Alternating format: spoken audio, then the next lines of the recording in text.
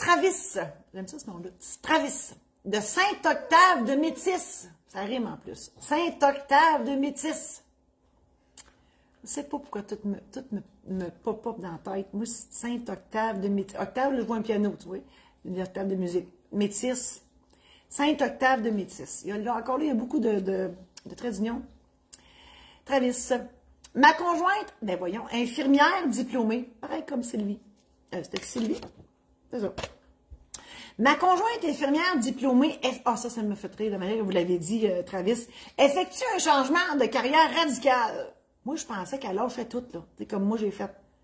Et se lance en affaires dans le domaine, c'est là. C'est là le radical. Elle se lance en affaires dans le domaine des soins professionnels à domicile. Donc, je comprends qu'elle lâche le gouvernement et elle dit, on va me partir ça, moi, ce business-là. Nous sommes conjoints de fait. Nous avons une entente de vie commune devant notaire. Je vous félicite parce que c'est très rare, ça, que les gens le font. Martine, elle va vous mettre... c'est quoi je t'ai dit tantôt? Moi, je te parle dessus. On l'a mis dans le mariage. Oui, c'est ça, mariage. C'est ça, mariage. Donc, Martine, elle va vous mettre le programme en ligne sur les mariages. Peut-être pas pour Travis, parce que Travis, il a fait sa convention d'union de fait, là. Mais parce que j'en parle beaucoup dans le... Parce que tu sais, on peut se marier, puis on peut ne pas se marier. Fait que j'ai... dans le programme en ligne mariage, là, à pas se méprendre, il y a quand même un gros chapitre sur, les conventions d'union de fait, qu'est-ce qu'on peut mettre là-dedans, etc. Puis, on peut mettre aussi des choses qui appartiennent aux gens. Merci, elle arrête. Merci, elle a juste bougé un petit peu. Qui appartiennent aux gens mariés, on peut dire qu'on se les approprie. Donc, je vous dis ça comme ça. Bref, c'est ça. Vous avez une convention de vie commune, donc vous avez déterminé des conditions si jamais vous vous séparez dans un document notarié. Et vous avez chacun un testament individuel, effectivement, parce qu'on ne peut pas avoir un testament commun. Et vous avez 3 enfants, 8, 11 et 13 ans. Bravo, juste ça, c'est un exploit. Le fait qu'elle se lance en affaires met-il en péril notre patrimoine familial? Vous êtes pas mariés. Il y a pas de... Je comprends ce que vous dites là. Mais la notion de patrimoine familial, ça s'applique seulement pour ceux qui se marient. Donc, vous êtes comme des étrangers qui avaient des biens ensemble. C'est 4, là, mais c'est le même. C'est pour ça que vous avez fait une convention d'union de fait. Donc, ça dépend. Parce que si vous êtes tous les deux propriétaires de la maison, et là, vous me dites, je vais continuer le texte, la maison est à nous. Marcel, arrête, ici. La maison est à, c'est ça. La maison est à nos deux noms et elle doit emprunter un petit montant, entre parenthèses, hypothèque, pour partir son entreprise. Donc, c'est sûr qu'il y a un risque, OK? Si, parce que là, je comprends qu'elle ne veut pas s'incorporer, parce qu'elle pourrait s'incorporer, puis ça réglerait le cas. Puis elle emprunterait, sa compagnie emprunterait, puis elle ne mettrait pas une hypothèque sur votre maison.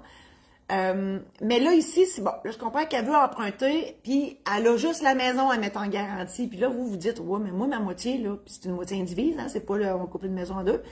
Ça vous tente pas? Ben oui, il y a un risque. Vous venez hypothéquer, vous venez cautionner hypothécairement. Autrement dit, il y a juste votre conjoint qui est obligé à la dette, mais en mettant une garantie dont vous êtes propriétaire, vous, là, vous n'êtes pas obligé de payer sa dette. Mais vous mettez votre maison en garantie. Fait que si votre femme, si votre conjoint ne paye pas, ils vont saisir la maison, donc vous devez accepter, vous allez venir intervenir au contrat pour accepter de mettre votre moitié indivise de maison en garantie. Donc, pensez-y bien. Autre question, peut-elle le faire sans ma signature? La réponse, c'est non. C'est sûr que vous devez signer parce que vous êtes propriétaire avec elle. Depuis le premier jour, nous tenons compte de qui a payé quoi dans la maison. Très bonne idée. Liste détaillée pour les éléments importants. Ce qui est à moi risque-t-il... la question, ce qui est à moi risque-t-il d'y passer si son affaire flanche? C'est juste au niveau de la maison. Y a-t-il des choses à faire ou autres précautions à prendre vis-à-vis notre vie à deux et ou protéger notre bien familial et l'avenir de nos enfants? Je comprends très vite que vous avez très peur de perdre votre maison si son entreprise ne fonctionne pas. Moi, je vous dirais, la meilleure, ben pas la meilleure, mais une des façons de protéger le patrimoine, c'est d'incorporer l'entreprise de votre femme, de votre conjointe. Donc, elle ne perdra que l'argent qu'elle aura investi. Le hic, c'est qu'elle va, l'institution financière va demander une caution personnelle. Mais caution personnelle à elle. Ça n'a rien à voir avec vous. Donc, moi, je pense que ça serait le compromis à faire pour protéger la maison. Je vous invite dès à présent à partager cette chronique-là à vos amis Facebook que vous pensez que ça pourrait intéresser. Je vous invite à consulter mon site internet marie-josée-saint-laurent.com qui est toujours en ébullition et en amélioration. Je rajoute des affaires. Mon site internet de la maison d'édition saint-laurent.com pour mes ouvrages, donc mes anecdotes, mes mémoires, les guides sur mariage, succession, testament, etc.